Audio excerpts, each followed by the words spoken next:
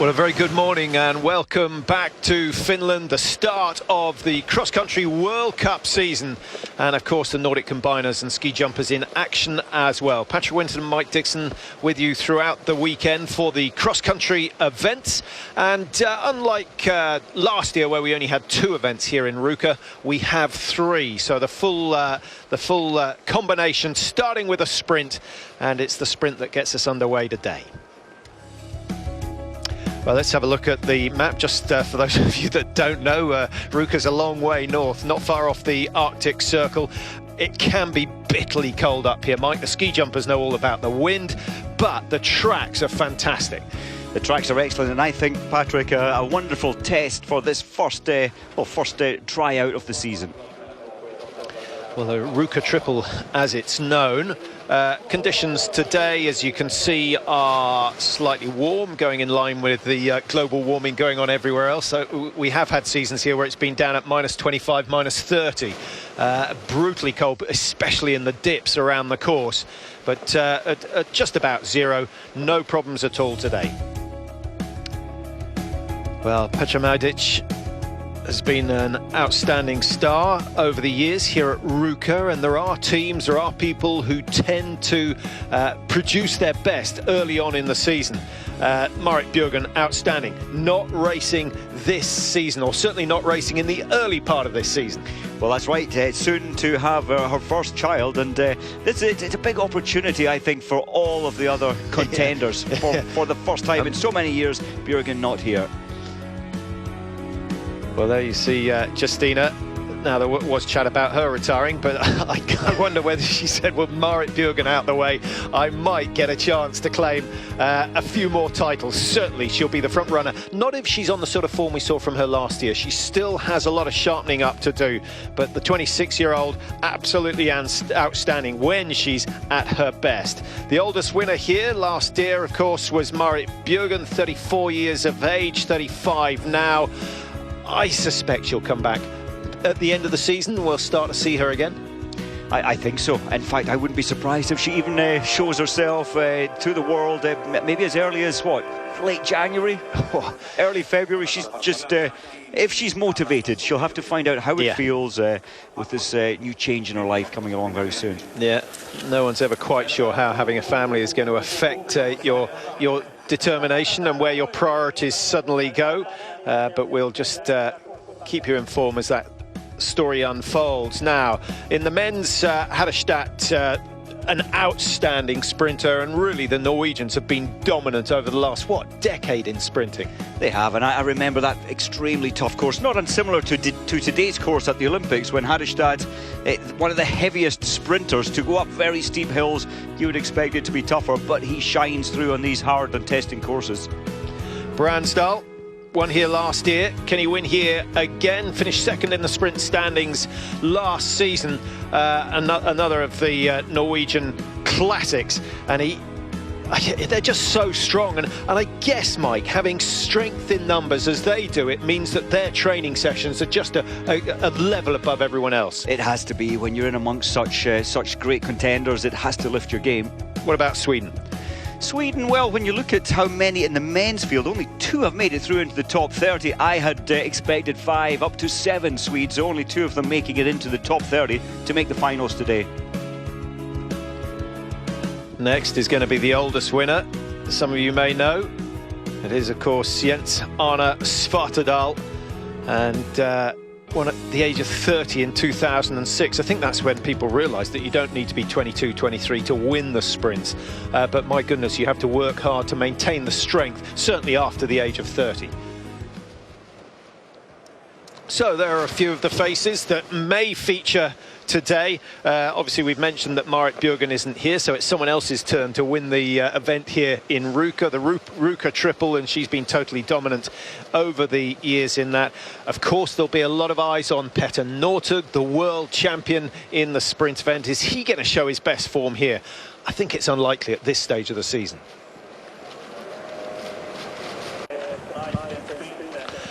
Welcome back to Ruka, the venue for the first round of the cross-country racing World Cups. There's Sundby of Norway. Be interesting to see what he can do Saturday, Sunday. That's his forte. Last year, Mike, in the men's sprint, Norway 1, 2, 3, 4, Russia 5 and 6. The Russians certainly will want to get their own back on this occasion, and they're the two strongest nations in terms of sprinting. I think we saw that at the World Championships as well. Yes, and it will be interesting with in the men's field especially. There's well, plenty of big names to challenge the Norwegians. We always seem to, well, as you say, they took the top 4 places last year. We view the Norwegians as this is their speciality, the short distance, fairly testing course. This is where they come to their tradition, their sprinting prowess. Classic style as well. That's right, and interesting this year, Patrick. Of course, skating has been around freestyle for 30 years now, but interesting, some rule changes in the jury. Well, for tomorrow, for this classic race, they'll be making sure that there are no changing of tracks. You know, switching from the left track to the right track. That is now out. We've seen that in the past seasons where athletes can get a little gain. The jury are onto it and saying, nope, we're keeping this pure classic style. And so that's a little new and interesting change this season. They're pressing down hard on any violations, skating too far in and out of corners. Another look at the air temperature and the snow temperature. The snow temperature obviously just below freezing, otherwise it wouldn't be there. And in terms of waxing, Mike, we're in that margin where it's virtually impossible to find the perfect wax, and especially when you see the drops and the climb. So it will be a whole lot colder down in the bottom of the hills, and that's where you want the good glide, because that's the end of the downhill run. I think this is always viewed, as you said, when we have had -20 in the past here, it's easy waxing. On this 0 degrees, it's very, very difficult, and a lot of stress out there this morning from the technicians to get it as perfect as they can. As you say, they'll never get it perfect with the slight change in temperature. Yeah, and just hearing that down at the bottom of the course, it is about -1, so there is a big difference, and I wonder whether today's race is going to be won by the technicians, and in my opinion, they never quite get the applause that they deserve when they get it right and the whole team does well.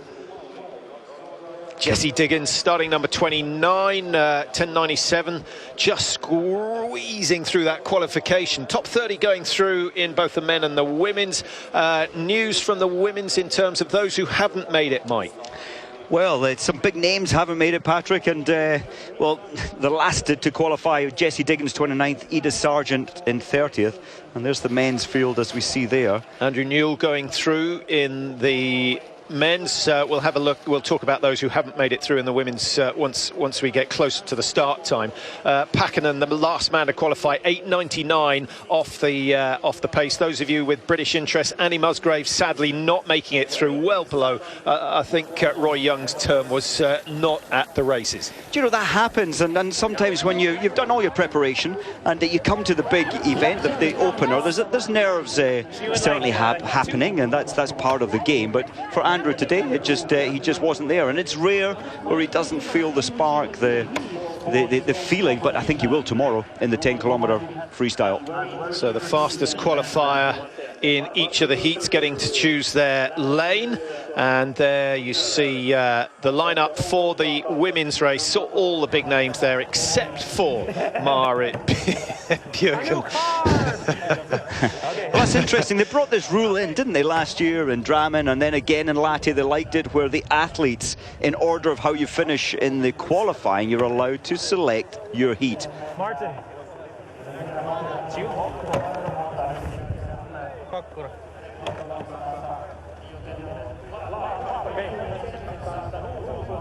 Well, the wise move, Patrick, you would think, is go early, then you have a longer recovery.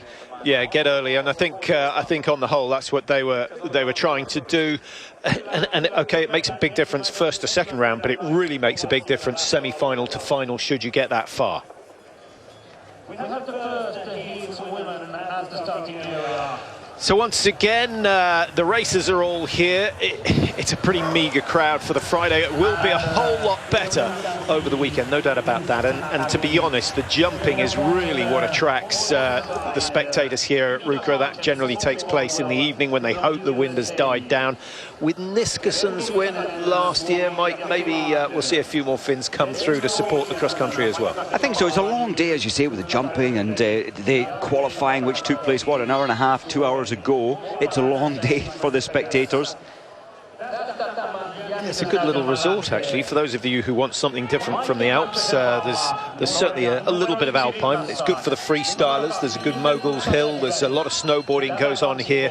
Cross country obviously is top notch, and if you want to try your hand at jumping, I'm not sure who would. They do have some smaller jumps. Palmakowski, interesting, on the 29th of March on these tracks, she won the Finnish national champion over 30 kilometres. She'll be wanting to find her pace over 1.4.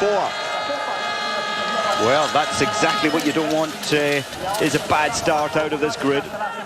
Yeah, that's bad luck, but I guess she'll be saved by the fact that there's a long downhill, and if she can get into the slipstream of those in front, then she'll be pulled back into contention. So Kerttu Niskanen.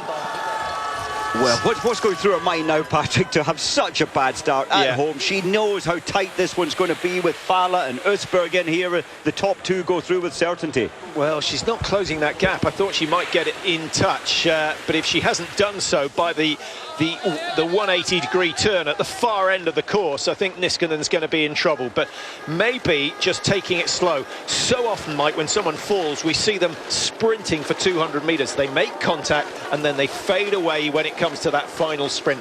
If you are going to get back in touch, do it slowly.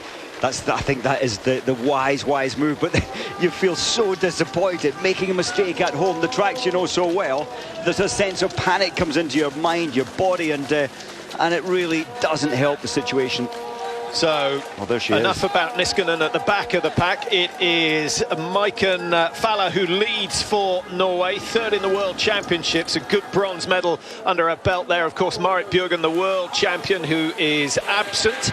And that's going to be interesting to see how Bjørgen's absence affects the Norwegian team. There's no doubt that Johaug is now the team leader in the Norwegian women's team. There is, and we've said for a number of seasons how Johaug, her only weakness is sprinting. But once again this year, she's qualified this in 15th position this time. Last year it was in the 20s. Each season she's nibbling at she's just not a natural sprinter, but she's worked on it. And the fact that she's entered this sprint here, perhaps an indication that her top priority for this season, without the World Championships, is the overall World Cup. Yeah, 100%, and without Bjørgen around, that opens it up, I think, for Kalla as well. And Kowalczyk, we mentioned, she's off the pace today at 22nd in the qualifying earlier, some 9 seconds behind Falla's time, but we know she gets better as the heats go on. So back up the big climb, and still Norway dominating proceedings here in the first round of the women's sprint. Falla, it is, wearing number 1, who leads from her teammate Usberg in second place, who was second in the World Cup sprinting last year.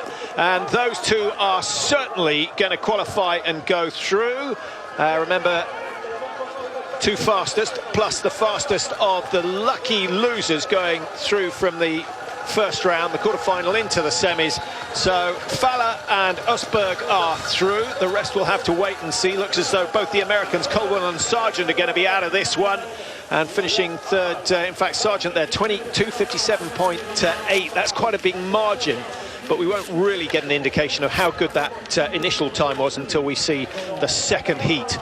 I'm a little surprised, Patrick. The 2 Norwegians there, they were clear and easy at the front. I was surprised not to see them back off a little, save themselves for the next round, the semi-final. Well, there's Niskanen's mistake. She really was the one who was likely to be able to give Falla and Usberg a run for their money, but never recovered from that stumble at the start. Falla looking very controlled, taking that one. Usberg perhaps saving herself. Be an interesting battle between those two.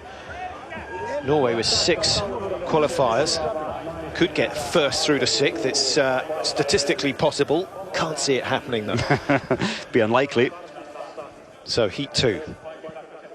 As we just have a look at confirmation, Sargent and Palmakowski still waiting to see whether those times are good enough. I think Palmakowski will know that 3.29 off the pace of the winner surely is too slow. What was interesting there, their time, Falla's time, she was the fastest in qualifying. She was 4 seconds faster over the same course. Partly, I think, obviously, that was 2 hours ago. It was slightly colder. The tracks are well glazed now and a little faster.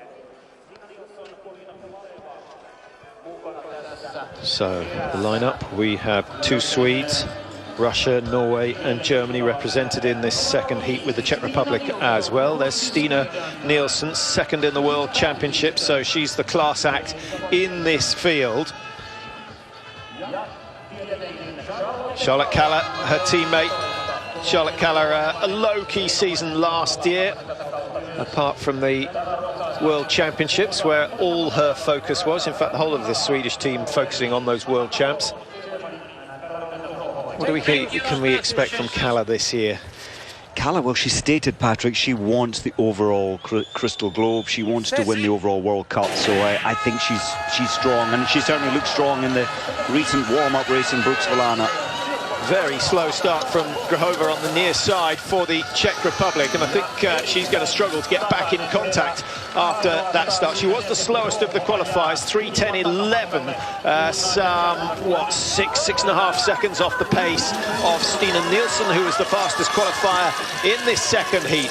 Polina Kovaleva of Russia is there wearing 8. We've got Ragnhild Haga of Norway wearing 10.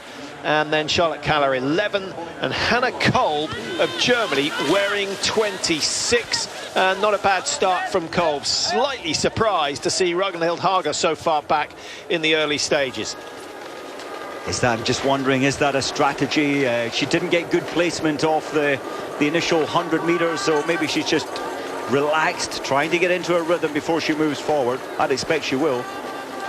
Well, this course for me, Mike, only involves 2 sprints. I know it sounds a slightly strange way of putting it, but normally a sprint race in cross-country skiing has 3 sprints. Out of the start, somewhere in the middle to get position for the finish, and then for the last 150, 200 meters into the finishing line. This one here, sprint out of the start to get to the top of the downhill, and then it's a fairly conservative pace until they get back to the bottom of the climb. And you know, I'm trying to think, is there any other finish in sprint racing where it is so steep into the final, 400 meters, 450 meters?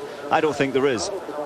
Just looking at the suits, Patrick, a lot's been talked about and said about the German new suit for this season. I don't think it looks too bad. Certainly the athletes initially I believe we're not overly impressed. Yeah, I think it looks better on snow than it does on paper, to be honest. And that's often the way, or in the studio. And that's Hannah Kolb there in... sorry, not Hannah Kolb, of course. Yes, Hannah Kolb in the German suit, just out of screen at the moment on the left side. That's Stina Nielsen, and Nielsen looks to me as though she's not got much traction between the ski and the snow. She's gone light on the wax. Maybe the conditions changing, and here comes Ragnhild Haga after that slowish start. She's starting to make ground. She's got much better skis on her feet, and going past Nielsen without any trouble at all. But Nielsen now at the top of the hill, she's in touch, and I think that means she'll be safe. But I wonder whether she'll go a little stickier for the next round. That takes so much out of you to climb hills without decent grip. It's huge amount of tension. You have to put more compression, more drive to try and compress the ski to get some grip. And well, that's great pacing from Haga. Yeah, Haga now may suffer because her ski's not gliding quite as quick, but Nielsen is happy with second place at the moment. There's a race for third with Hannah Kolb of Germany, who's going to win that, I think, just unless Kalla gets in. No, Kalla does get in there. Photo finish to confirm that. Kalla could do with the points if it is the overall. A semi-final place would be very, very handy. The distance races where she's at her best. 10 kilometers, I think, probably Kalla's best distance. I think it is. Anything short, and of course it's 5 kilometers freestyle tomorrow for Kalla. She has to be one of the favorites. So a good win for Haga. Let's have a look at this. Long way clear. Nielsen, in fact, just easing up. No rush from her, and Kalla by a toenail on that one. Just very, very tight indeed. Well, you can make your own decision on that. We will get a look and see. In terms of time, Mike, how does that compare? It was actually a lot slower than the first heat. So Ida Sargent from USA, I think, still the fastest of the lucky losers. And I think we might even, from the first group, be seeing all 4 going through. The first 4 to cross the line, who knows?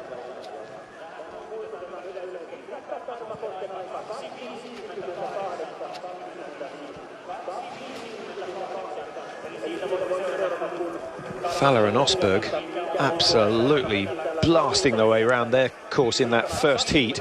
Let's see what happens in heat number 3. There's the lineup: Jakobsen, Ingmar's daughter, Belarakova of Russia. We've got Scardoni of Italy, Germany's Denise Herrmann, and then Jessie Diggins wearing number 29.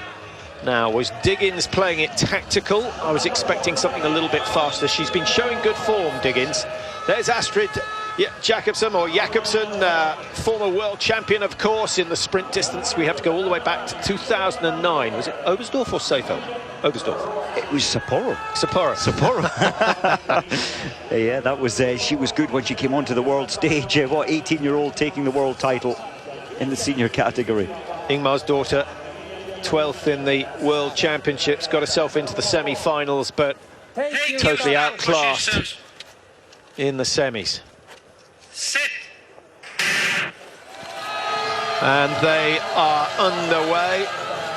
Belarakova for Russia, wearing number 14.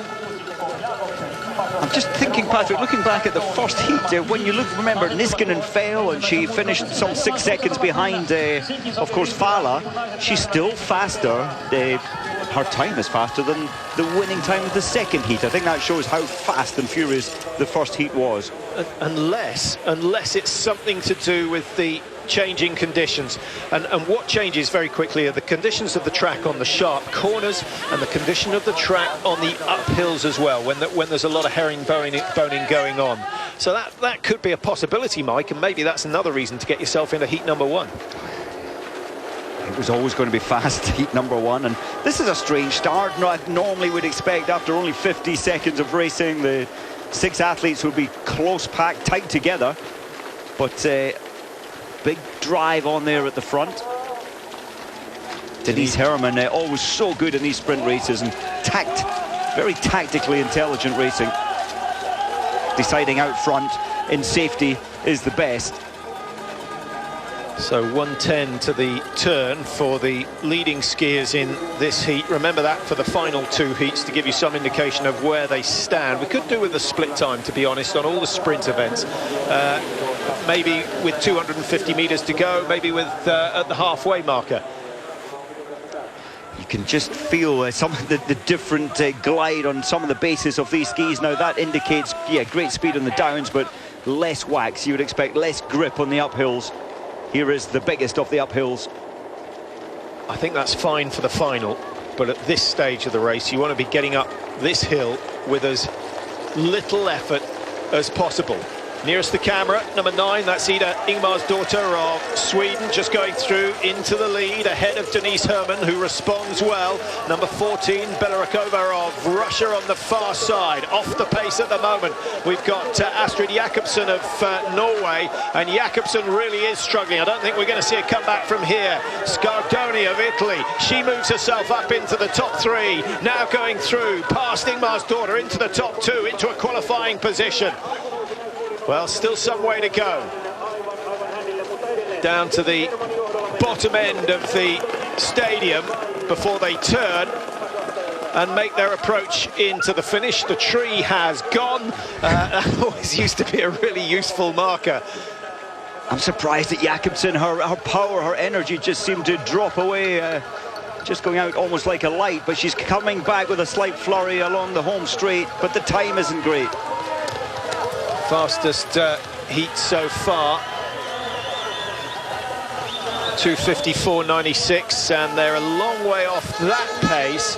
And Scardoni on 3:02. That still is not good enough to trouble the lucky losers from that first heat. So I think you may well be right, Mike. We may see 4 qualifiers going through from that first heat. I think that was look at the wax there. It's quite a long base, so she wasn't quite as fast on the glide. It's silver clister, and because you're skiing on this it's like sheet ice in the track, you definitely need a clister. Oh, they'll be looking forward to those -5, -6 conditions where you just get a little bit of extra blue stick wax and away you go. The skiers, it doesn't really bother them. It's the technicians who have to do all the hard work. But when it comes to clister, the application is crucial, and even more important, the length of the wax that you put underfoot, Mike. I thought that was on Denise Herrmann. There she is on her skis. I thought it was a long, very long wax. Yeah. And of course, it'll be quite a stiff ski, so trying to raise that wax off the snow on your glide part of the race. So Herman and Ingmar's daughter go through. Lucia Scardoni, relatively new to the World Cup scene. Nice to see her doing well. She's missed out on the semi-finals, but it wasn't a bad run. So we have another two Norwegians in this fourth heat. Heidi Weng is there, and everyone thought Heidi Weng was going to be the person who took over from Marit Bjørgen at the top of the Norwegian team. Maybe this is her season to come through and shine. Such a talent. And hasn't quite fulfilled what we saw from her 3 or 4 years ago. In a sense, yes, it's such a tough team to get into and to stay in. And I think that there's always a chance Heidi Weng may be over racing, being put into every race at a young age. Yeah, possible. And Kalainen there for Finland. She's going to get a good shout on her way round. She's the number 2 Finn in the World Cup last year, behind Niskanen. Hannah Falk in this as well for Sweden, 8th in the Sprint World Cup last year. She's wearing number 19. Linn Skomskar of Sweden wearing 17. So just to run through the women in this fourth heat. Heidi Weng, we know, wearing 3. Harsum of Norway wearing 7. 17 is Sumskar, and then 19 is Hannah Falk. And then on the far side, Ann Kalainen of Finland wearing 22, and Shapovalova of Russia wearing number 25. And we will, at some stage, get round to talking about the Russians and obviously their problems, current problems in terms of athletics, and what implications that has to both cross-country and biathlon. But there's a time and a place. We've got all weekend. We have, yeah, and I think, just briefly touching on it, I think it's shocking when still at this day and age where allegedly there's all these tests in place that a national team can be systematically, completely and utterly systematically, helped, assisted in the races. Totally unfair for clean athletes, and I'm so happy they are being punished, and so they should be. So coming up towards the turn, the last heat went past the advertising hoardings at 1:10. Now we've got a slightly different angle, but here it is. So they're 3 or 4, by my reckoning, 3 or 4 seconds slower than that last heat, and that is good news. That's good news for the 2 lucky losers from the first heat. A fallen there, it's number 19, that's Hannah Falk. She really shouldn't have been going over. We'll hopefully get a slow-mo to see exactly what happened there. No recovery. No chance. There's no way back from that. You need your momentum to take you out of this dip with pace, to take your momentum down this descent before the major climb. Unfortunately, no way back from Falk. Yeah, worst place to fall, at the bottom of the hill. Oh, soul destroying. And you see the athletes disappearing ahead of you. You haven't the momentum, so she has to start double poling early. And such a pity for her. I certainly thought she'd go through into the semi-final. We saw Norway get first and second in the first race, and it looks as though that is going to happen again. Number 3, Heidi Weng, a time of 3:03.48 in qualifying to put her just a couple of seconds ahead of Harsum. Harsum learning from Heidi Weng now, who is, even though she's young, she's very, very experienced. As you said, Mike, she raced and raced and raced, certainly over the last 2 seasons. Maybe she can pick and choose this year. She can. I love the way it was almost running up that hill, wasn't it? Her wax was good, so she could afford to take short strides and effectively run her way up the 15-second extreme climb. It's 24 degrees steep. Now, I think I'm right in saying that Heidi Weng has never won a World Cup. One of the best athletes to do so. We'll check up on that. I'm pretty sure that's the case. But this year could be the year that she gets her first victory. I don't think it's likely to come in a sprint, but she is a class act. Technically, she's brilliant. So Weng takes the win ahead of Harsum. Norway 1 and 2 again, Sweden 3. So Scandinavia dominating in this fourth heat. Linn Sumskar it is, making up for that fall from Hannah Falk that put her out of contention. And Ann Kalainen of Finland never really in it, and Yevgeny Shapovalova of Russia out of it as well, down in 4th place. 3:12, 3:02 the winning time. Remember the winning time from the first heat, down at 2:54. And there's Hannah Falk. She knew at the end, she knew there was no chance of qualifying. She would have been told that at the base of the big climb. So Norway with 4 qualifiers. Jakobsen has not made it, finishing 4th in heat number 3. Now here's the fall. Well, it's her own mistake there. It seemed to be her own mistake. I suspect, Mike, that left pole came down in between the legs. It looked like one of those falls. Still, you should be able to recover from that. But when it's on a corner and on hard-packed snow, very tough indeed. So that's put Hannah Falk out of contention. There she is, 25 seconds down. Weng, the winner, Harsum second. They go through to the semi-finals.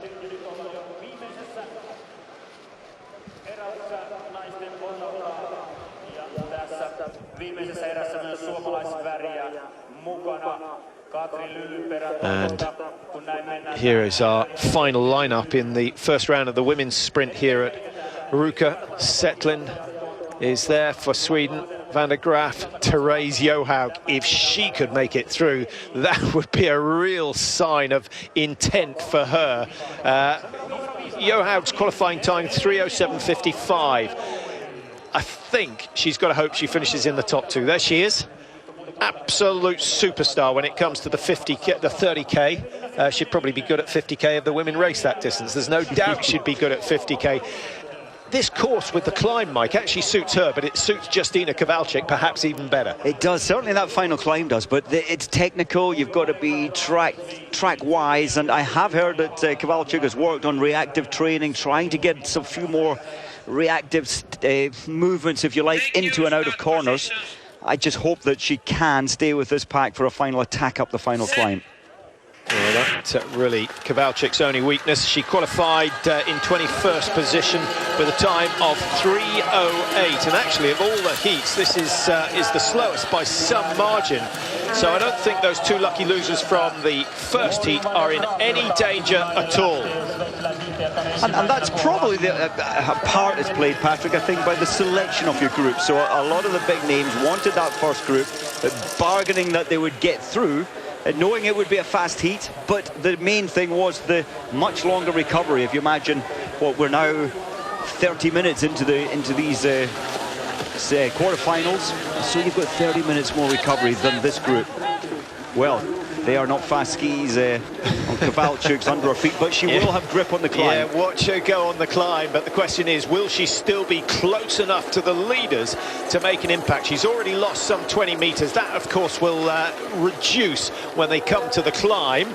Number 13 is Lorien van der Graaf from Switzerland on the inside of the turn. Keep an eye on the clock, 1:10 as they went. I think it's an Audi advert there on the right-hand side of the track as we look at it now. And not bad, not bad. Same time as heat number 3, but still a long, long way down on that first heat, which was won by Faller and Osberg. Justyna Kowalczyk at the back. She seems to be slowly but slowly coming back towards the pack, and as long as she can sniff a chance of getting through the pack on the final climb, there's still a slim chance of her going through. Well, looking forward to seeing Kowalczyk on some of the downhills. We'll get that over the weekend. The women have a 5 and a 10 kilometre to race Saturday, Sunday. The men a 10 and a 15. One in the classic style, one in the freestyle. And now we have 2 distinct groups, but keep your eye on Kowalczyk. She's in the dark suit at the back and starting to make ground already, but the steeper it gets, the more she will gain. She's put the turbos on, Patrick, but she's got a huge amount of work to do now to close this attacking pack. There she is, long ski poles.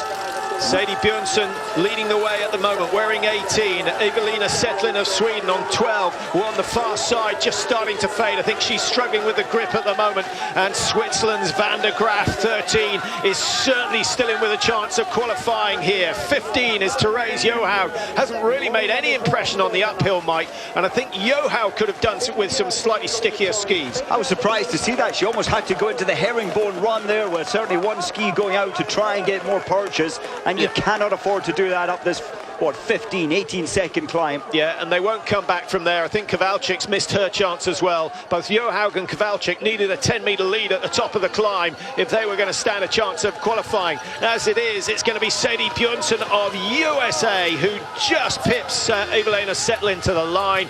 Those two coming through the time. Well, Well, it's not bad at all. The second group, only the second group, to go under that 3-minute mark. And does that mean that Van der Graaf on 2:59 has done enough to qualify? That would be a massive turn up for the books. I don't think so, Patrick. Not quite. The Not first quite. group was so fast. Yeah, she needed another second. So it looks like Parma Koski and Edith Sargent from Group 1 are going to go through as the lucky losers.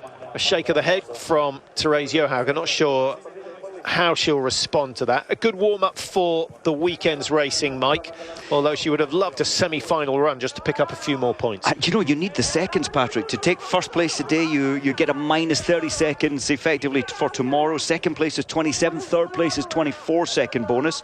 Teresa will be down in what, 7-8 second bonus. Yeah, I think keep your eye out on the Americans this year. They're certainly from pre-season results, they've been looking good. And there's Sadie Bjornsson on 2:58.78. We can just confirm Sargent, Parma Koski are the lucky losers. Welcome back to Ruka. The women's first round in this first sprint of the season is complete, and now we move on to the men's event. The top 30 have qualified. No Andy Musgrave, disappointingly not making it through, way off the pace, but he has taken rather an important scalp, Mike, in that he's beaten Martin Fourcade, who's come across from biathlon to try his hand at cross country. It's surprising how far I thought Fourcade was behind, nearly 20 seconds behind, and as you say, Muzzy just ahead of him in 92nd position. Muzzy just not sparking today. We'll see him back tomorrow. Well, this is likely to be the fastest heat, the first of the men's. Let's just run through those in the heat. Erik Bransdal, the winner from last year, wearing 5 in the Norwegian colours. And we've also got Matthias Strandvall of Finland, Tony Kettler of Finland, Andrew Newell of USA. He's been looking good pre-season. Keep an eye on him, wearing 12. Alexei Pechikov of Russia, alongside Sergei Ustyugov of Russia as well. And Pechikov and Ustyugov both making it through to the final last year here at Ruka. So expect to see something from them. Well, interestingly, Patrick, 3 from this group of 6 made the final 6 last year in this very race in the same technique as well. And 3 of this group were also in the top 6 of the Sprint World Cup standings come the end of last season. So it's a quality field.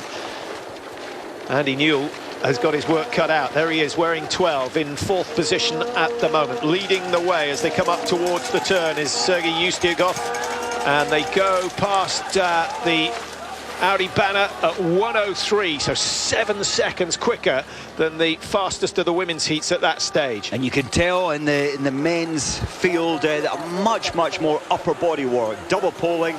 The ski poles are slightly longer, almost like skating length ski poles, to get to maximize the double poling, which is faster on the flat terrain. So would you go for minimal wax and maximum work on the final climb, or would you still opt for a little bit of grip? Oh, I think you've got to opt for grip. It's fair enough using all this super arm power, and I know so many of the teams have been working on increasing this strength through the upper body.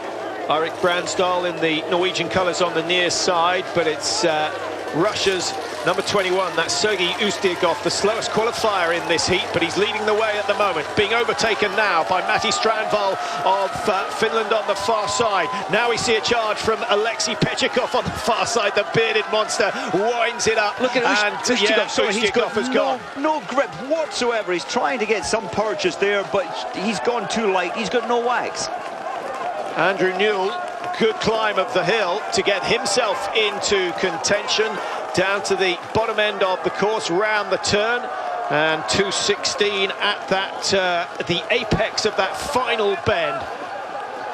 Finland delighted, first thing they've had to shout about, and a good run so far from Matti Strandvall. Really good skiing from him.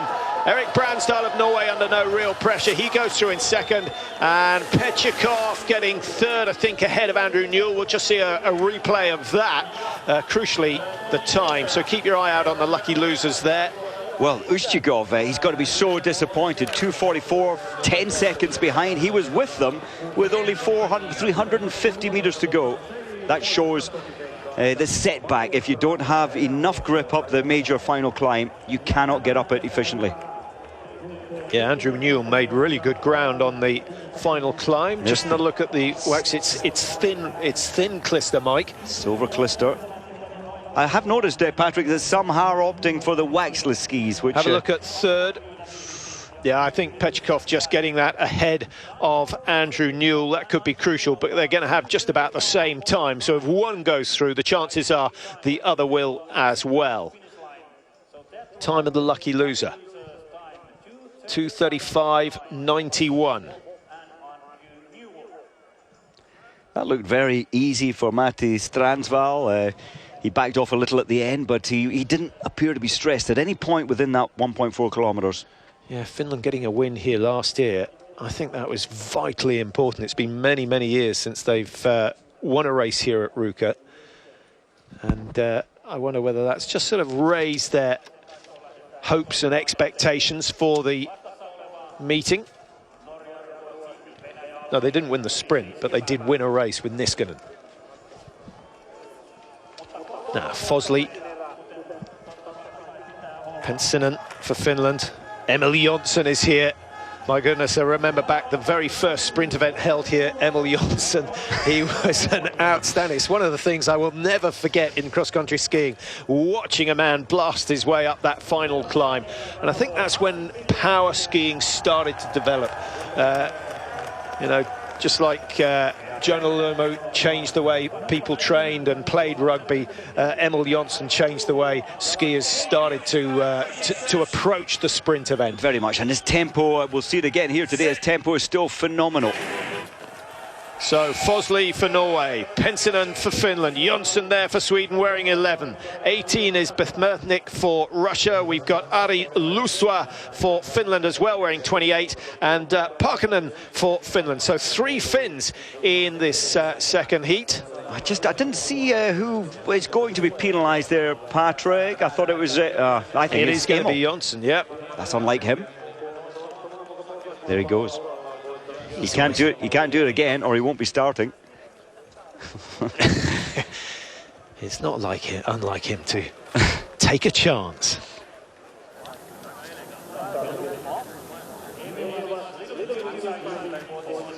A little bit excited, the stadium commentator saying, very excited. Now, injury has been a big part of Jonsson's career over the last couple of seasons. Let's hope he gets through this one without any issue. Missing out, of course, on Farland. Not a good start from the local man, Anssi Penssinen wearing 4. He's gone straight to the back of the pack, and Jonsson, despite that full start, goes very well. Fosley looks lightning quick with a double pole for Norway. He's in second at the moment. Could do with the inside line on the next corner. I think he's going to get it. He will do. But Jonsson leading the way down the first descent. Oh, Jonsson, that was lucky or unlucky. It nearly fell. Speed of what, 60 kilometers an hour, 65 into the bottom part here. Now that may not sound very much for an alpine skier, but you've got to bear in mind that these skis are only 4 centimeters across, and of course the boot attached to the ski just by a little bar at the front of the foot. And very little, as you said, very little ankle support. You're taking these corners, skinny little skis. It's a balancing act. Now, Lesueur, was he out of order there, cutting in across Emil Jonsson? He was certainly ahead, but he wasn't more than half a ski's length ahead as they go past the banner. 1:03, exactly the same time split as we saw from heat number 1, with Erik Bransdal leading on that occasion. So, Fosley happy to take the wind on the approach back to the stadium. Fosley finished 3rd in this race last year, had a really good sprint season, top 5 in the World Cup standings in the sprint events. Russia's Bezmerthnik dropping off the pace. I'm not sure he's going to get back into contention unless he's got some very, very good grip for the final climb. As soon as you're detached by those, 10 meters, very difficult at this point to pull anything back. It's going to be attack all the way to the line now. Well, a fair amount of track changing as we approach the climb, but I think the skiers can be forgiven for that because they want to be in the track that is least trodden, so they get some grip. Fosley starting to pay the price of having quick skis, but here goes Emil Jonsson. He is unique when it comes to this. Lassi Parkkonen also having a really good climb as well, but I think he's left it too late. Emil Jonsson looking fantastic. That's the sort of sprinting they wanted to see in Falun last year at the World Championships. But Swedish fans will be delighted to see him on that sort of form. Well, the lactic level burning through Jonsson's body right now must be extreme, tolerating that. He's backing off now. He's won himself some back off time. Yeah, I've got him just a second or so slower than the first heat. 2:34.60 was the winning time on that first heat, and Jonsson 2:35 ahead of Fosley in second on 2:37, and 2:37.9 for Pakkanen.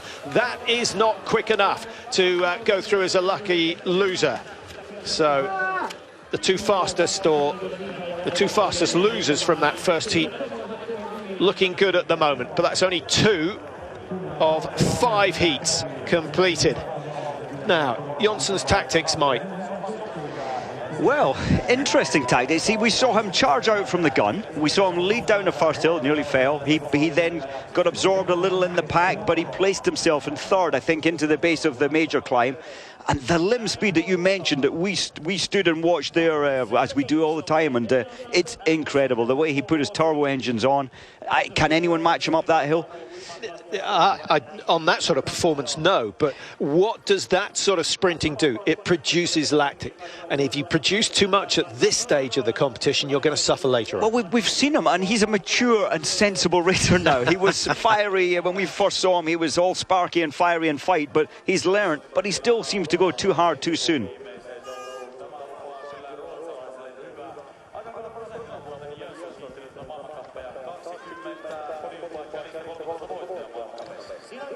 Well, Jonsson, with his heat out the way, now has a decent amount of recovery time before the semi-finals. If he goes through from the semis to the final, he'll hope that he goes into that first semi-final.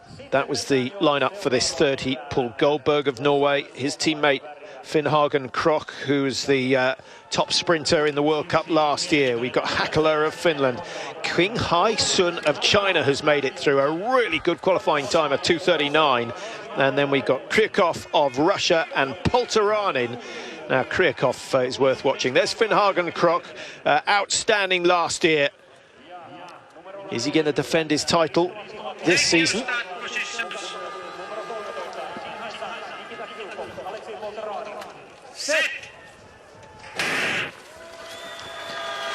Well, Poltarainen nearest to us there on the start line, on our right-hand side now. He's had winning ways here in the past. He'll want them back again this season. Didn't have his best season last year, I thought, but I've heard it's gone very well in his preparation leading into this season. Kryakov's an outstanding sprinter as well in the classic style. This corner is, in these 0 degrees temperatures, is beginning to be a little rutted, with the edges creating a little bit of imbalance as they come round. But it looks rutted and glazed at the same time, which is just about the worst combination. And it seems to be getting just that little bit faster as well. Paul Goldberg leading the way. Just behind him is Nikita Kryakov of Russia. Number 9 in third place, Hackler of Finland. The Finns, the local fans, those who've turned up, will be very, very keen that he makes it through to the next round. 1:03 was the time at the Audi, and they're on 1:03 again. So all 3 heats starting at exactly the same pace. It just comes down to that finish. The World Cup leader's bib being worn by Finn Hagen Krok on the back of his performances last year. He won the overall Sprint World Cup, Mike, but he only got 1 victory and 4 podiums, 5 podiums in fact, so it was consistency that won him the day. 2 victories, I have to get that right, but he was in the races he did, trying to think, he was only out of the top 10 on 1 occasion. That's outstanding, and because he's so technically good in both, he's viewed as one of the best technical freestylers. His classic, and 2 weekends ago he destroyed a field in Baitastølen by somewhat 50 seconds, I think it was, over 15 kilometres. Well, there we are, talking about Finn Hagen Krok. He's down in 5th place at the moment. It's his teammate Paul Goldberg who leads. There is Finn Hagen Krok. Here he comes. He just winds it up from 4th to 5th to 4th to 3rd. And is he going to make it through into 2nd by the top of the hill? I think he might just do that, but he's not in the perfect lane at the moment. He can still be attacked by Hackler of Finland. Poltarainen, the huge figure in the background, he's being left behind now. This is where all the attack, the energy is. Krok versus Kryakov for that second qualifier, but Paul Goldberg's gone down on the final corner and thrown away, surely thrown away his chance of qualifying, off out of shot, and just a mystery as to what happened there. Kriakov is going to go through, as is Finn Hagenkrock. So the two favourites coming through, but Paul Goldberg, bizarre to fall on that last corner rather than the first one. Oh, yeah, and he's still down now. He cannot believe that he was in such a good position. And then I think it was, we'll have to have another look at that. I think it was his own mistake which brought him down. Well, there was no one within 10 metres of him. He had it in the bag. Perhaps just a loss of concentration. Well, there's a very slim chance he could get through as a lucky loser. There he is on the left of your screen. He's okay at this stage. Does that pole go in? Oh, I missed it. Unbelievable. He was leaning back a little. He put in a skate. You're allowed to skate around the corners. He just seemed to get himself caught up on himself. His boots almost got caught up.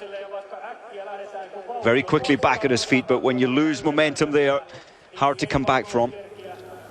Time for Heat 3, 2:35.66, and 2:34 the winning time from Heat 1. Goldberg will have been comfortably inside that, so he will rue that fall. He's still in with a chance of going through, and at the moment, in fact, I'm not sure he's missing going out. to make it. Yeah, I think he's missed out.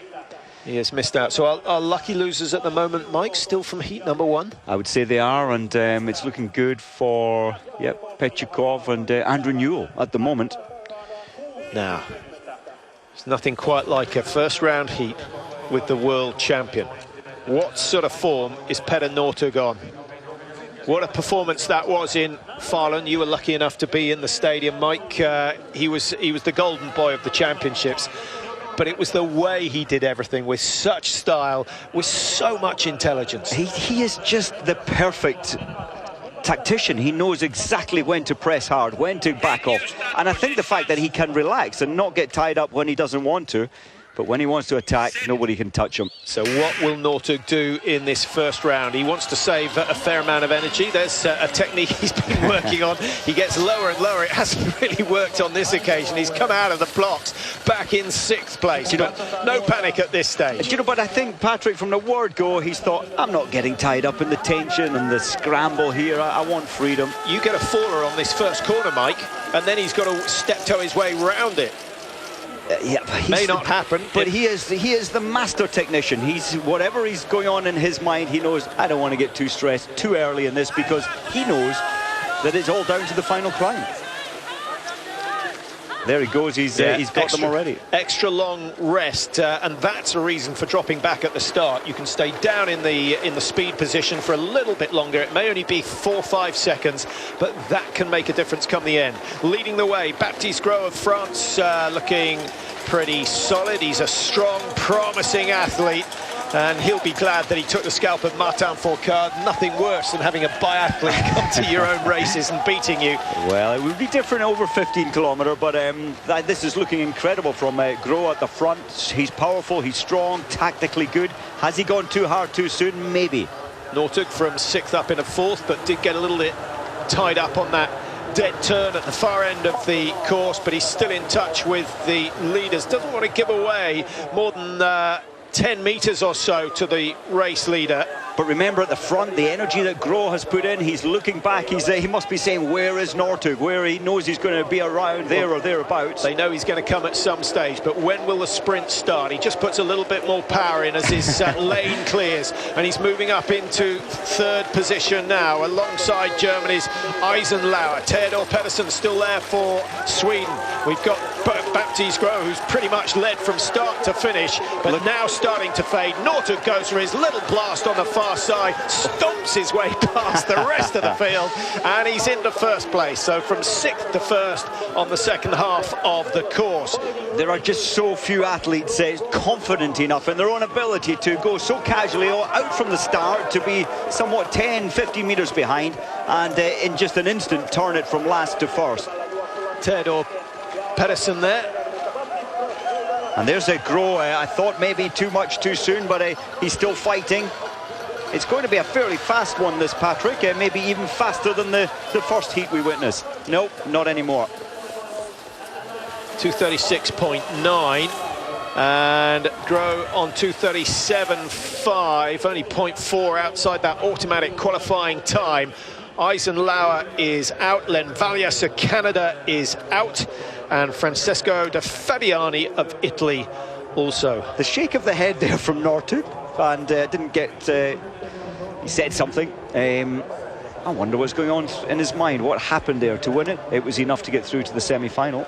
What I really like about his racing, Mike, is he tends to do something different in each round. And that's a technique that really we saw come to the fore in Farland on that steep climb. It's not pretty, but it's mighty effective. What do you think's happening? Getting better traction with the skis? It is. He's running, so he's stamping his skis on the ground, just trying to, and he's often outside of the glazed, the icy track, and he's just trying to get purchase. It's running. It's basically running on skis. But it's working. His tempo is phenomenal. But I think it does two things. I think as we look at the times, 2:36, as you can see, Groh and Eisenlauer do not go through as lucky losers. Petter Northug lives to fight another round. That sort of technique gives you more traction. And also, the muscles you're using for the particularly steep are more like the muscles you use for running, as opposed to the cross-country skiing, which was generally done with a straighter leg. So you're using the hip flexors. And it allows you, I think, as well, the running, it allows you more tempo, to bring in more tempo. If you're doing the normal compression with a straight extended leg, that takes more time. A run is quicker. I agree. So tempo is higher, grip could be better, and actually it brings the quads more into play than the hamstrings and the hip flexors, which aren't as strong a muscle group as the quads. Here we go then, the final heat in this first round. Sundby Glorison for Norway. We've got Varainen for Finland wearing 17. Pellegrino of Italy, always an exciting athlete to watch. He's wearing 23. And we've also got Niklas Driehaug, or Dierhaug, I should say, of Norway, number 24. And Jovian Hediger of Switzerland. They were the two slowest of the qualifiers. But again, this is the slowest heat. Sundby, Martin Jonsrud Sundby, 5 seconds quicker in qualifying than anyone else in this heat. So surely he's going to go through. He is leading at the moment. Pellegrino, you mentioned him, Patrick. At the World Championships, I really thought Pellegrino was going to place himself on the podium in the final. He got it a little wrong tactically, but he certainly has tempo and power when he wants it. Sundby actually back in fourth.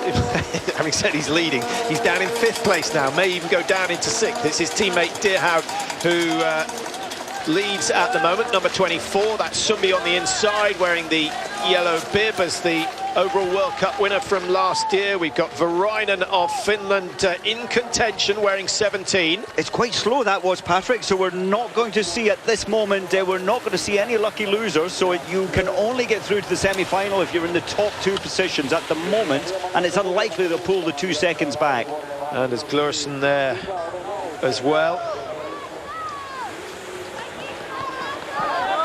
Just in case you've forgotten, the winners of this event last year, Bransdal, Northug, Fosley, and those men are all safely through. Finnhagen Krok finished in 4th place in this event.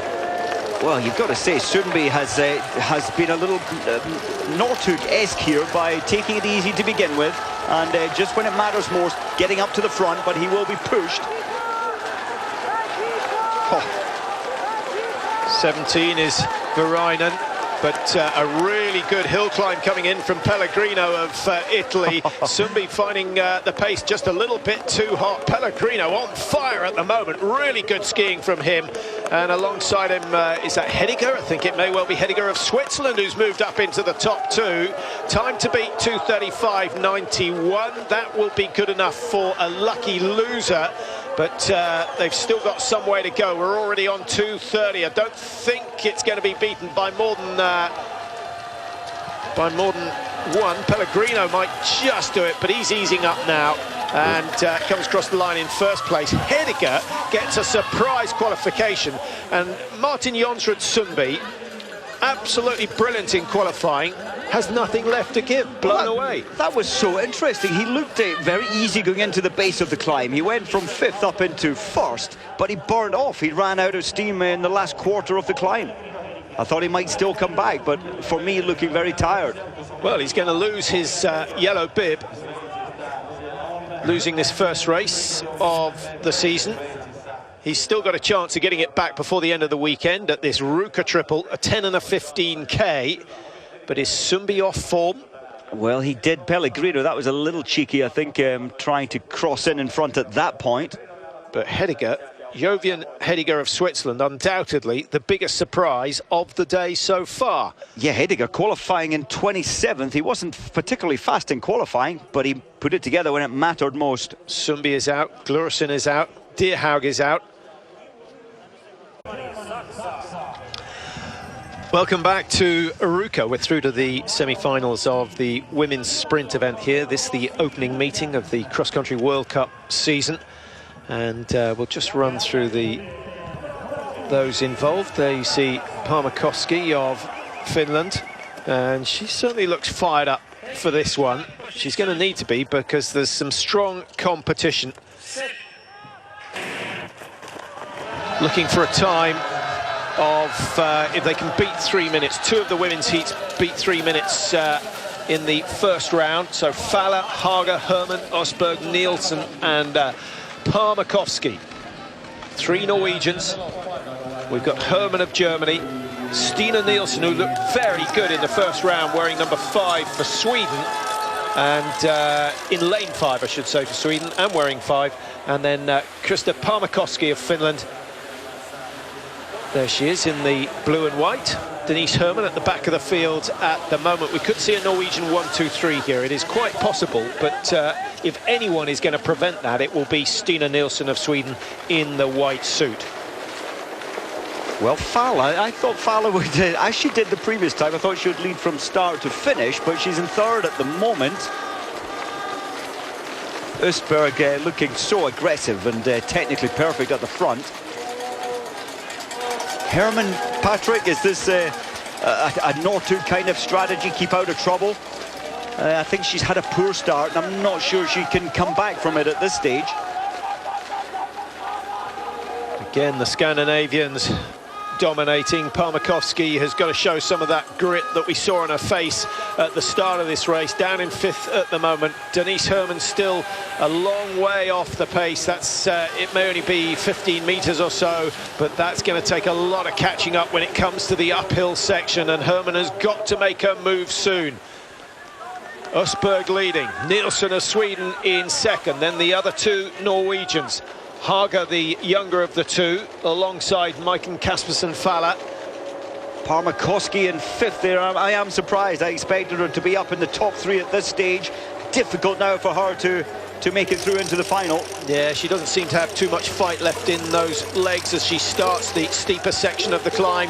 Now the Norwegians start to slip, and that will be good news for Stina Nielsen of Sweden, who seems to have very good traction on the skis, keeps it level, keeps it going, keeps that tempo up there. Really struggling at the moment, number 2, that's Ingvild Osberg on the far side, and she's dropped from 1st down into 3rd and is likely to go down into 4th as Hager goes through with good speed. Well, I'm surprised that Faller and Usberg, their skis were not working. The wax, I think they've changed their skis really since the previous heat.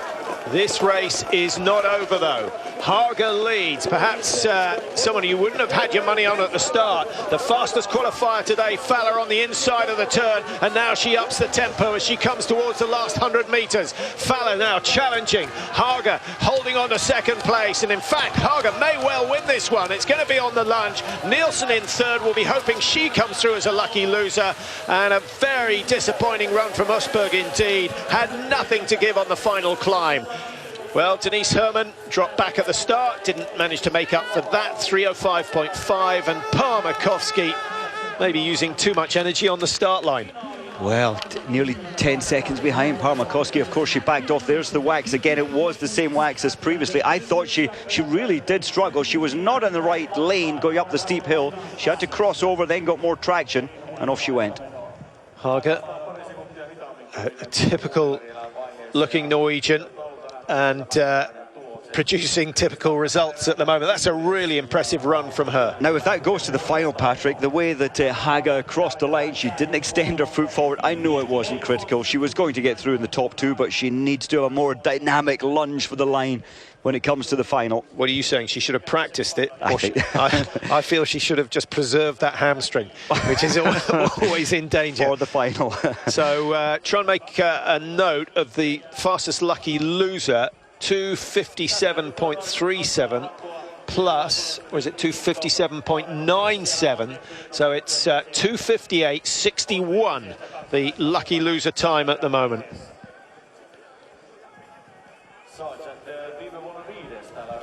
The time to beat if you want a lucky loser spot. Sadie Bjørnsen looked good in the first round. Has she still got enough in the tank? Not only to make the final, but then to challenge in the final. Heidi Weng, not troubled in the first round, looks strong. As did her teammate, Katrin Rolstedt Harshem. Two Norwegians already through. Østberg still has a chance of going through if this heat is very slow. Ida Ingmarsdottir. She's done well over the last couple of seasons. She has, and when it comes to the major champs, she's always seems to lift her game, Ingmarsdottir. She was 12th here last year. Number 12, that's Evelina Settlin of Sweden. And then Ida Sargent. That's the relaxed thing that the American girls have, and the positivity, you know, they never say give in, never ever. And what's interesting, Patrick, semi-final, 2 Americans, and of course we don't have Kikin Randall here. Yeah. She's also pregnant. Well, Kikin Randall was really the one who sort of started that larger-than-life attitude and you know, that positivity that goes through the American team. But I think it's also due to the fact that in the last 3 years, Mike, they have really upped their game. They have. There's money makes a difference. They've had a budget which can take them to more places. They can do more, bring more experts in. It helps. But they've only got the budget because they've produced better results. Exactly, and it's working. It has the investment and a huge investment as well on their development programs all over the country. That has helped as well. And for me, the question is, why haven't the Americans been up there all the time? Yeah, country which has, 6 months snow per year, same as the Scandinavian, who have traditionally been the best over many years. And so many Scandinavians, of course, moving over to the United States anyway. So they've got the knowledge, they've got the experience. It's nice to see them doing well. Andrew Newell looking good in the men's race. We'll see him in action again in a few minutes' time.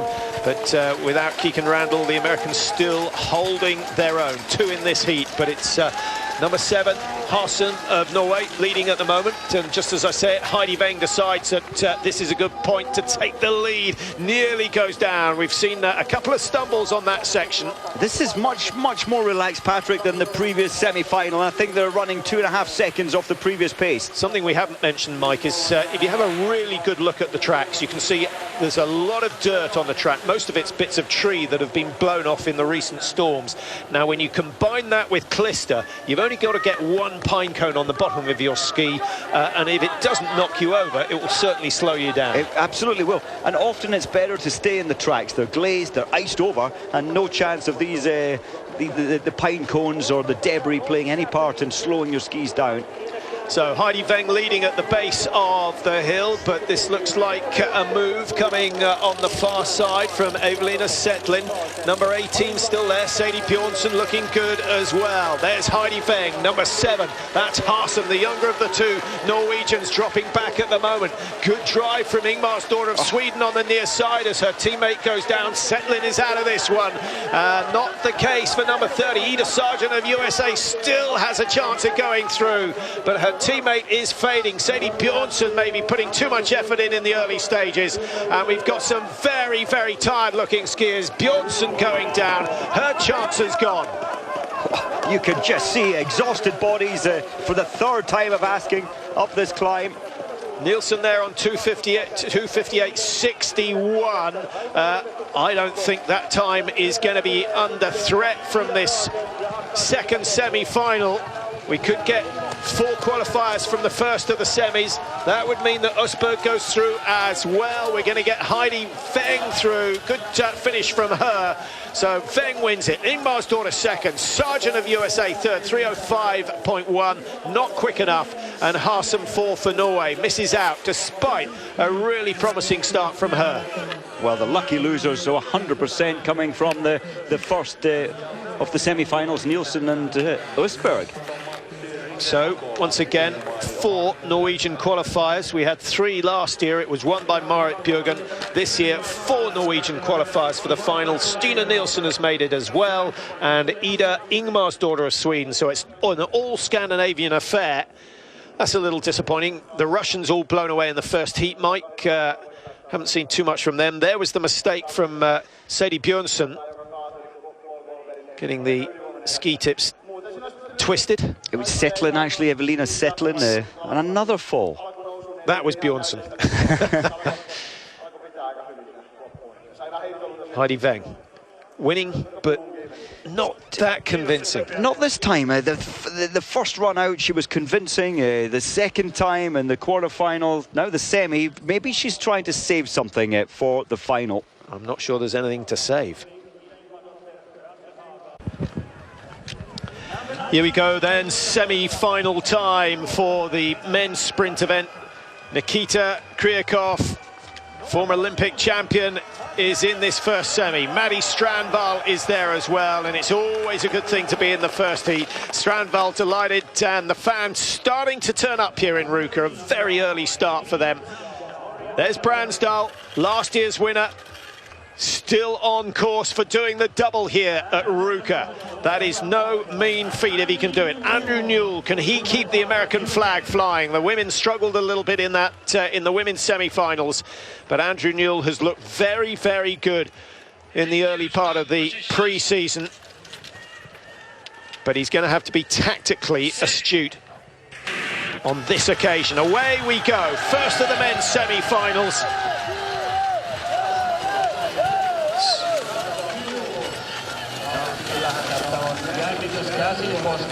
So what's Northug going to do this time? Probably the same as he did last time. Well, he's got of course, that's the next heat.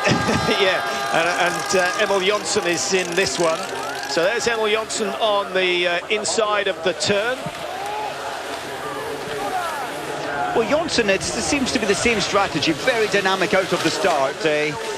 Roughly what happened last time. He's backing off now, the man in white, Baby Levin, and he's just going to, we expect, attack up the final climb. Okay, so let's just run through the riders and runners in this first semi. Number 2 is Fosley leading the way for Norway, or alongside number 6 Strandvall. Emil Jonsson in 11, Nikita Kryakov of Russia in number 19, Andrew Newell of the United States in 12 on the left of your picture at the moment, and Sondra Fosley, we've mentioned, number 2, Eric Bransdal, number 5, who's at the back of the pack at the moment. But this is one of the tightest races we've seen so far. It's going to come to that final climb. How many will be whittled out of contention as they go up the ascent into the stadium? We will see. Kryakov, just a little concerned about ski speed there, Mike, but it might be because he's got good grip, lots of wax on the skis, which he might need in the next 30 seconds or so. Here we go. Very impressive, I must say, Andrew Newell. I hope that he can keep this position and move one forward to guarantee him going through to the final. Looking very good. Fosley, the quickest of the qualifiers, takes his place at the front of the field, but Bransdal just moving up to challenge now. Finland still happy with the way that Maddie Strandvall is doing. He's still in the top 3. In fact, as I said, he's dropping down, and Emil Jonsson starting to challenge. A little extra burst from Jonsson at the top, and from 6 we're down to 3 contenders in this men's semi-final. Great skiing from Emil Jonsson to get himself into contention, but I tell you what, Andrew Newell of USA is not out of this one quite yet. There he is, back in 4th place, and again a Norwegian stumbling on that corner that took out Paul Goldberg. But a good win coming in from Fosley. Sondre Torvald Fosley takes the win, 2:33.9, good time. Bransdahl second, last year's winner. Newell and Johnson have to wait and see how the photo finish goes. Are they going to be the lucky losers? The time, Mike?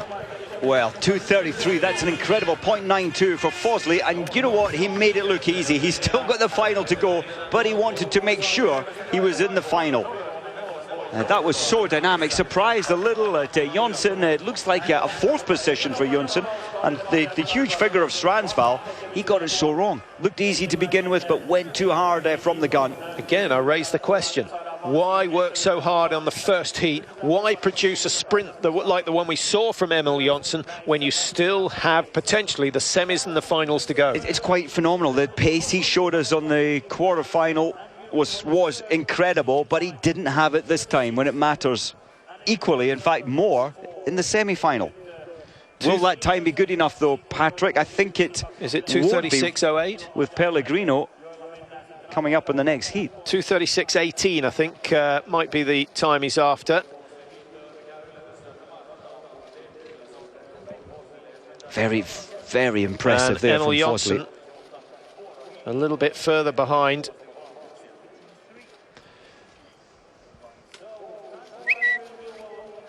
Well, there you go, a little tweet coming in from Simon Fourcade.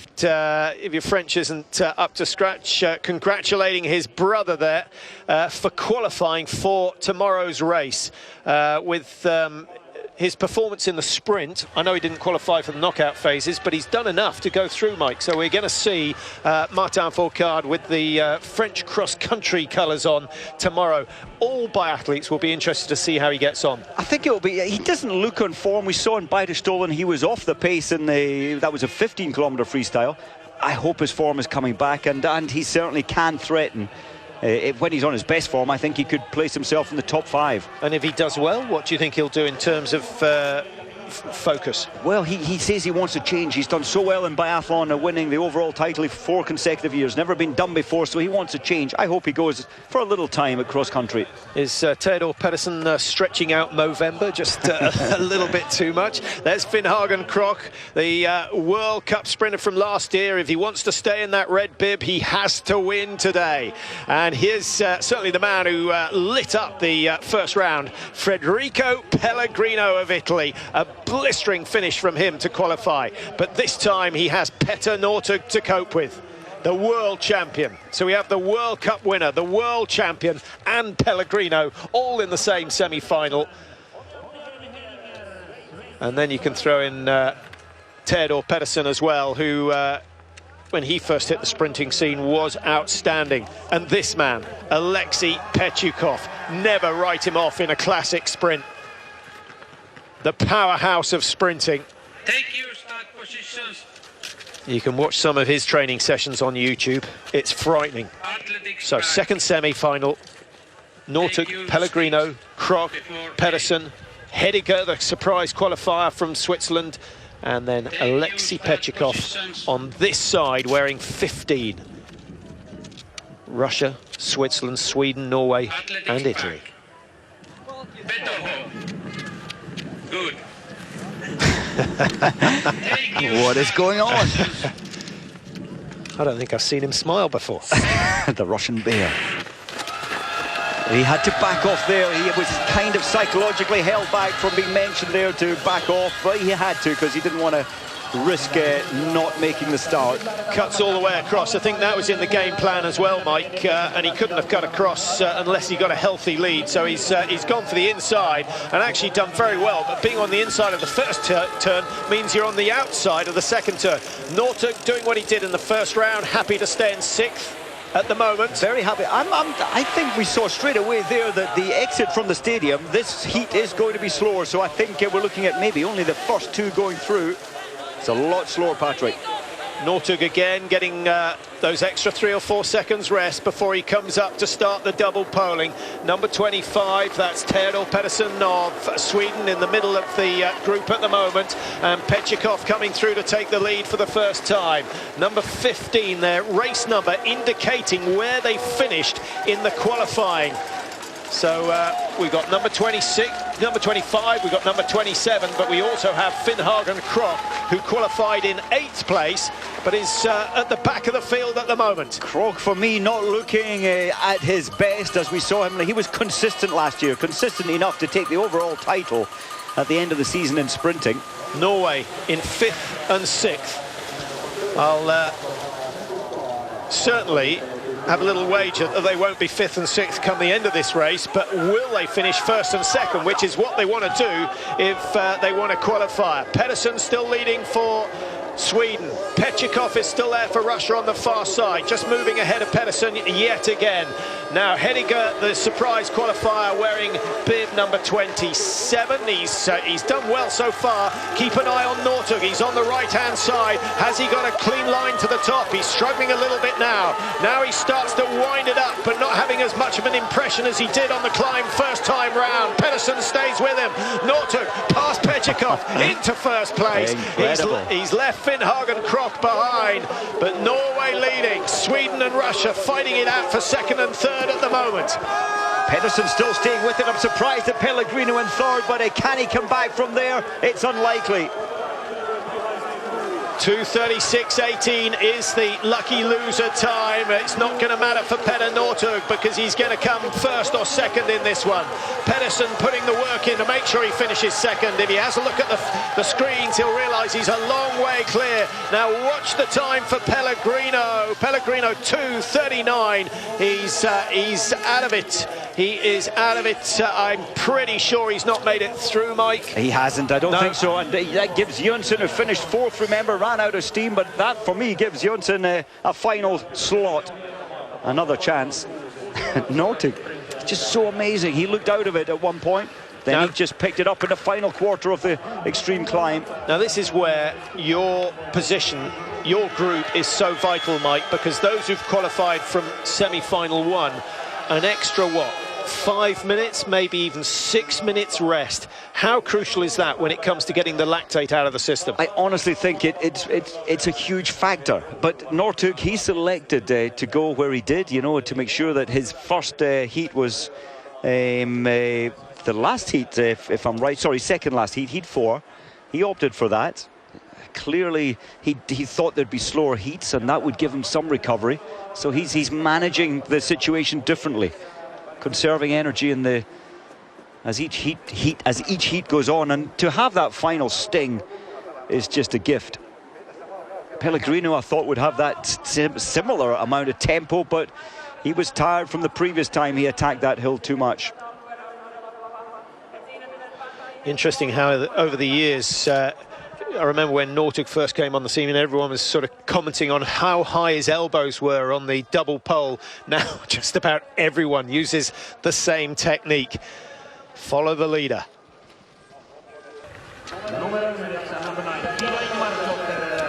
So the finale for the women's sprint event here in Ruka. The first cross-country World Cup of the season. Who will come out on top? The chances are it's going to be a Norwegian. They've got Ragnhild Hager in there wearing bib number 10. It's all about Sweden and Norway. Stina Nielsen, certainly she has the strength to win this one. She just has to believe it herself. Østberg looked tired on the semi-final. Has she recovered? I think it's unlikely. But who knows? Everyone at this stage of the race is tired. The factor here as well, Patrick, it's not against the clock this time. It's about first across the line. And I think we'll see a slightly different strategy. Maybe a little slower from the gun. Maybe everyone just trying to save something for the final climb. So Østberg, Weng, Hager, Falla from Norway.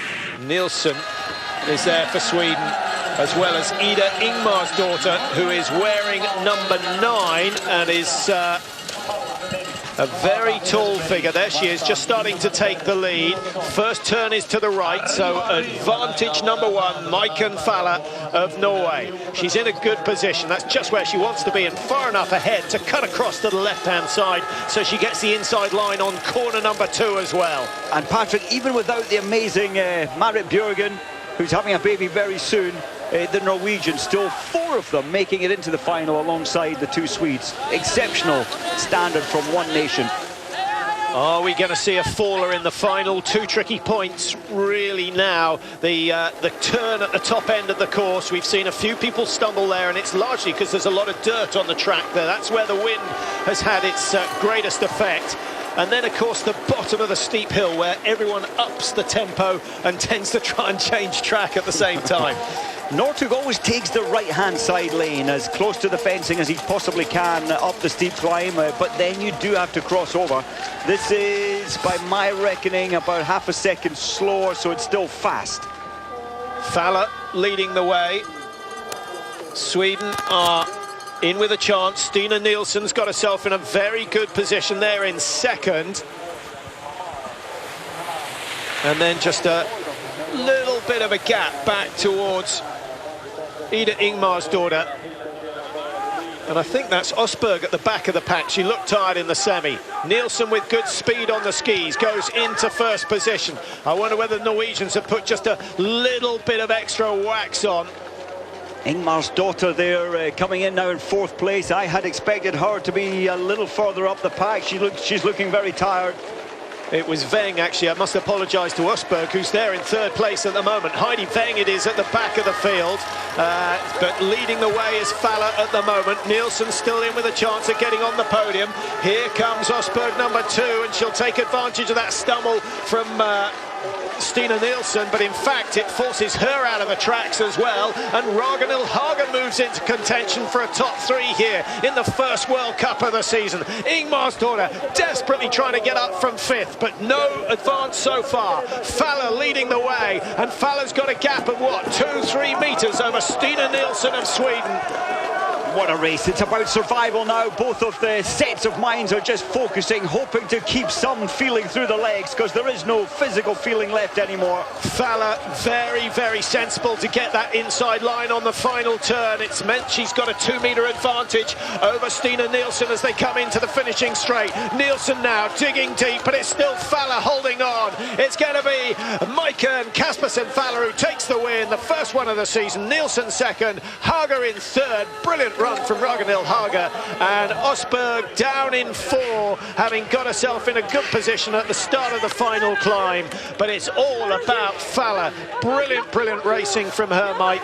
And it was Bjørgen last year, it's Falla this year, and don't forget Falla was 3rd in the Sprint World Cup last year overall with, in fact, she got 1 victory, and it was the last one of the season in Drammen. So she's now got 2 sprint victories in succession. And I think what's the key thing there with Falla is the mindset. She's on good form. She's slightly stronger than last year, but it was about survival. She dipped down on the quarter-final. She looked like she was spent, but the mindset change for the final was everything, and she wanted this just a little more than anyone else.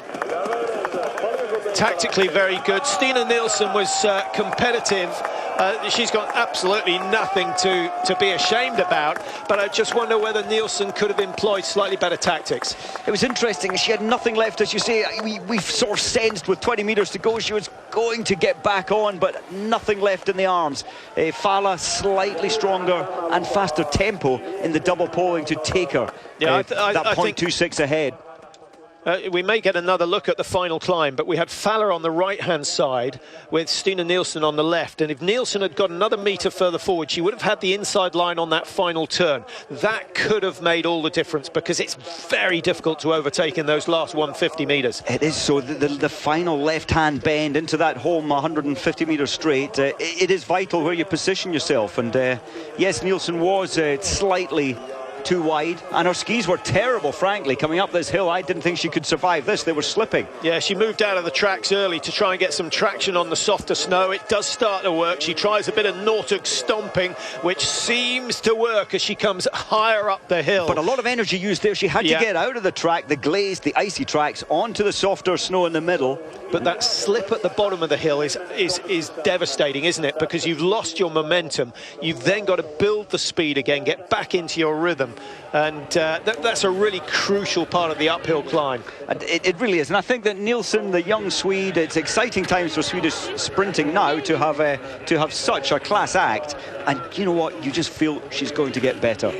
Yeah, so in driving terms, it's a bit like going into the wrong gear at the bottom of the hill. You've lost your speed and you can't get it back again unless you go down into second or first. So Fowler proving to be the queen of Ruka so far. 2 more days of racing to go. Haga delighted with a podium finish. So again, the Norwegians dominant, but Sweden do stop the clean sweep with Stina Nielsen getting in there in second place. Good racing from her. Heidi Weng, she's a better distance racer, so I think she'll be delighted with a final place. 6th place, it's good points, and that sets her up nicely tomorrow. What, she'll get a 21 second minus, so advantage tomorrow going into the 5-kilometer freestyle. And of course, these times add up as the 3 days go on. And of course, Sunday, it's a hunting start when you're ranking after day 2. Heidi Weng with more times on the podium last year than off it, but still didn't get a win. 3rd in the overall World Cup last season. I think these points could be very, very handy in the challenge. And it's going to be Therese Johaug she's up against if she wants to look at the overall title. Very much. And remember how well Mike and we spoke Heidi this Weng morning. You ended last season World Cup with a victory. You start this season. It's the perfect way to go. Yeah, it's absolutely the perfect way to go. I felt my shape was really good when I came here to Kusamu, and I was really hoping the season to start well and do the sprint races before World Cup good. So yeah, I'm really happy that my plan has worked out. And difficult waxing conditions today. How hard was that big hill? Oh, it was really hard in the final, but I think in the quarterfinal and in the semi-final, my skis were really good. So when I came to the last climb in the final, my skis were a little slippery, so it was hard, but I felt strong in the last meter. So yeah, really happy today. Great start. Congratulations on a great start and good luck tomorrow. Thank you. So Fowler, who was 3rd here last year, she was 3rd at the World Championships, but today she is top dog. Comes away with 100 World Cup points, or a very useful start to the season. And that gets Norway off to a good start as well. 2 podium places for them. Well, there you see her stats, 6th victory of her career. 21 podiums, and the majority of those coming in the sprint events. That's not bad, is it? 25% of your races at World Cup, you're on the podium. I mean, she's a class act and looking stronger than ever this season. Yeah, especially when you've got Bjørgen and Kowalczyk around. You start this season, it's the perfect way to go. Emil Jonsson, has he got anything left? His sprint on the semi-final was not as impressive as it was in the first round. He's got to hope he's found some recovery from somewhere. Fosley, there he is, blue top. It just looks so good throughout today's sprint racing so far.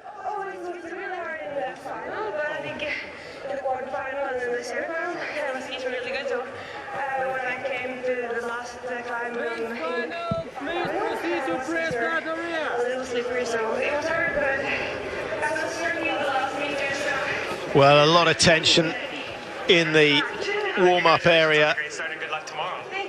And each of these guys, well, they've done their warm-up. It's now really about mental preparation.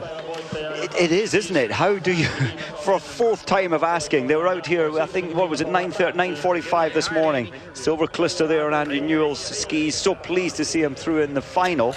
And yes, you've got to keep strong throughout the whole morning, and you've got to be able to go into the warm tent and just completely unwind as well. I know they've got the cycle machines to keep the legs spinning after each of these heats through to the final, so all the athletes are doing similar things. But for me, it's about the mindset now. Everyone's tired, and it's about raising the game again. What are the tactics? What are they going to be? We've got Jonsson, we've got Northug there, we've got Theodor Pedersen. It's a fantastic lineup for the men's final. We're going to see some fireworks for sure. But the question is, what will this man do? Will Nortug go off harder than he has done in the previous 2 heats, feeling that he needs to be in a good position at the start of the climb, or will he be as cool as he has been so far and just sit at the back of the pack until it comes to the final ascent? Just knowing the person that he is, Patrick, you just got a feeling maybe he'll try and annoy people. Well, it's not annoying. He'll try a strategy where I think he'll maybe go out of the stadium fast this time, and then at the bottom of the first descent try and slow it down. Will they respect him enough to do that? But I think Fosley will, on the other hand, will just try and destroy it from the gun to the line. I wonder whether we'll see some double polling from him to gain an advantage before the last climb, because they'll have to try and match him, but there is no one as quick as him wherever he turns it on. Who knows? We're going to find out over the next 3 or 4 minutes. This is a cracking way to start the season. There's the lineup: Fosley, Nortug, Bransdal, Pedersen, Jonsson and Newell. Well done, Andrew Newell. He's broken that Scandinavian stronghold. We had 4 Norwegians, 2 Swedes in the women's final. We now have an American to think about, Andrew Newell. He is a man who's got better and better every season. If he could start this season with a podium, we may see him on top of the blocks come the end of the season. Let's hope so. There's Theodor Pedersen.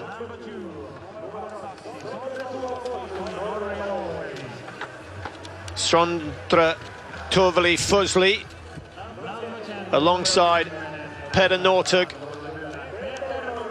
in all sorts of trouble at the start of last year. He's learned a lot. I'm sure he's grown up a lot since those problems, and certainly with his success at the World Championships last year, you can but admire him. There's Emil Jonsson.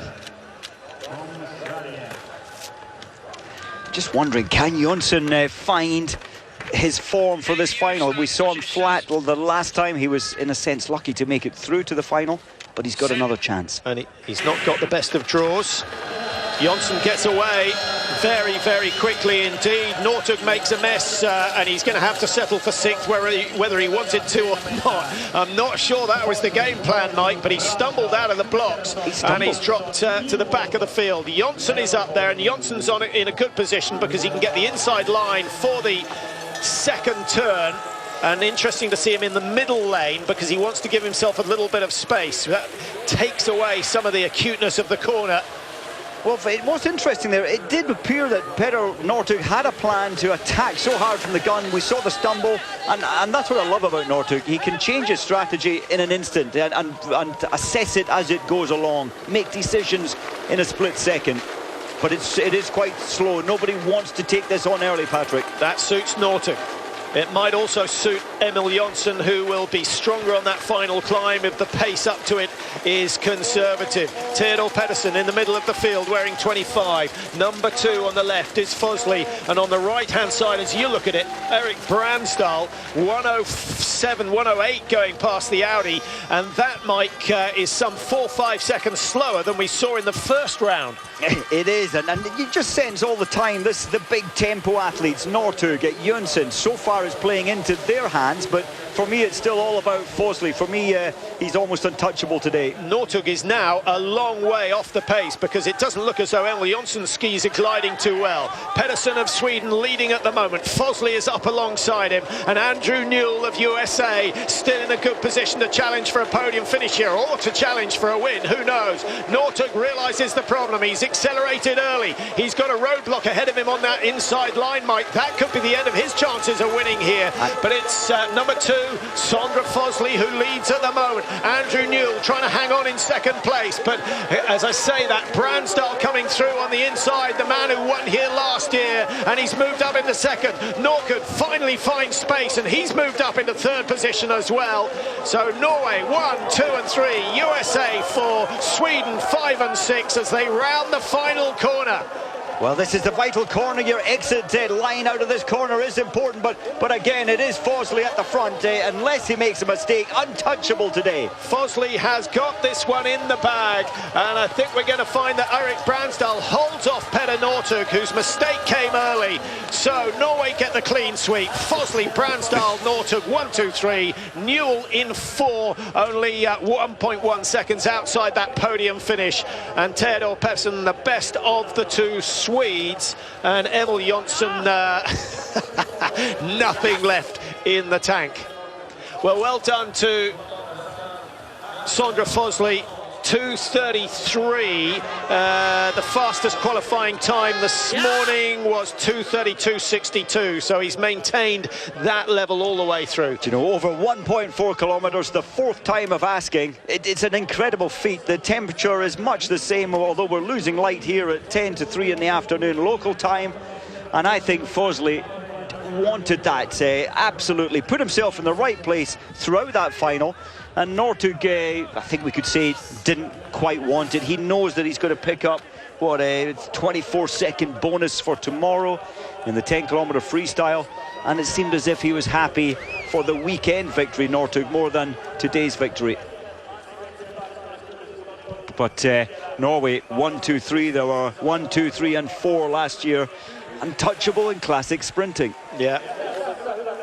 6 medals, 5 of them are heading back to Norway from the 2 races so far. Faller, Nielsen, Osberg taking gold, silver and bronze in the women's sprint.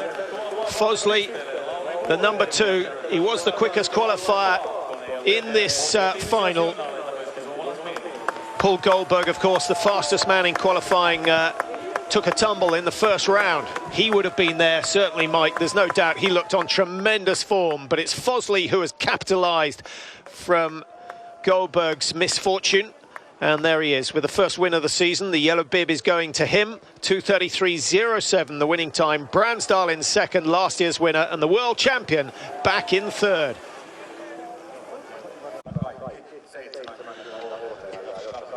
So darkness has now fallen in Ruka, as is the case at this time of year, and they've still got another couple of weeks of the days getting shorter and shorter.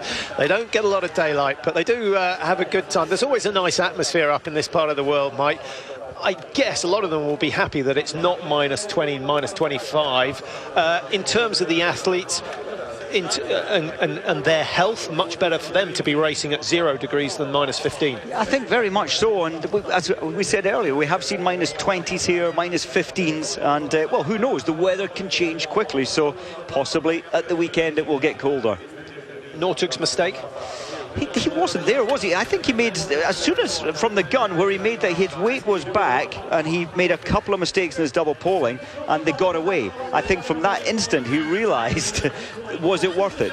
To get from 6th to 1st in the final is much more difficult than it is in the early quarter-final. Absolutely, but going around that final corner when he was tucked in behind, I think he was behind Emil Jonsson of Sweden, and Jonsson really wasn't, you know, he wasn't a part of that race, and I think Northug needed to get past Jonsson earlier, perhaps on the corner itself, just to be in touch with that leading group of 4. All right, Sondre, what a victory. I mean, your first World Cup race ever. You just learned Monday that you would come as the replacement for Olivig and Harstad. Did you you can imagine this would happen? No, but I knew that there was a good possibility, so I was prepared, so yeah, it was great. And last year we saw you here on the podium in 3rd place, now the winner. Yeah. What do you like about this course so much? I really liked the uphill, last uphill, and yeah, that you can speed over the top, so it was great. 3rd last year and first place now, so yeah, I'm really happy, and let's hope I will stay there. Yeah, congratulations on your first victory, and hopefully many more. Yeah, thank you. Well, just in case you got confused there, it was not his first World Cup ever. He actually did remarkably well last year. He got 5 top 6s last year, but Fosley getting his first win ever, and that is a big step in anybody's career. And as he says, he hopes that form lasts. It may well do, but there are men here who will get stronger and stronger as the season goes on.